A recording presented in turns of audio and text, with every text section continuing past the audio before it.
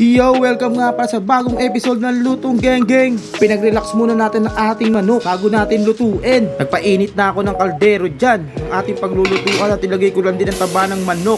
Banda sa wet packs. At pag nagmantika na siya, isusunod natin ang sibuyas. Gigisa ko lang siya at bawang. Yan, gigisa lang natin siya hanggang sa lumabas ang kanilang mga espiritu. Isusunod ko lang din ang luya dyan. Papalabasin lang natin ang mga kaluluwa nila. Bago natin ilagay ang manok, hinulog ko na ang ating manok. Igigisa lang natin siya dyan hanggang sa magmantika siya. Habang inaantay ko na magmantika ang ating manok, nagimay muna ako ng dahon ng sili dyan. At sa puntong to, nagmantika na ang ating manok. Naglagay na ako ng patis dyan, mga 3 kutsara. Baala na kayo kung gaano kaalat ang gusto nyo. Ako konti-konti lang nilalagay ko hanggang sa makuha kong tamang alat na gusto ko. At yan, naglagay na rin ako ng paminta.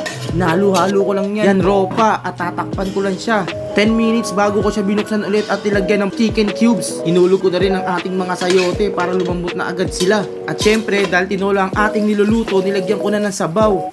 Ayan, tignan nyo na lang gaano karami, mga 3 tasa nilagay ko dyan. Naglagay na rin ako ng tanglad dyan. Pakukuluan lang natin siya ng 15 minutos sa katamtamang apoy. Bigyan ko na rin ng siling labuyo at dahon na sili. Nasa sa inyo kung gusto nyo lagyan ng siling labuyo. Taste check na, unyuna ko na agad dyan yung sabaw. Hinigop ko kaagad. Ayan, mapaparami kain natin dito, ropa. Mapapa-extra rice ka talaga. Maraming salamat nga pala sa mga nanonood.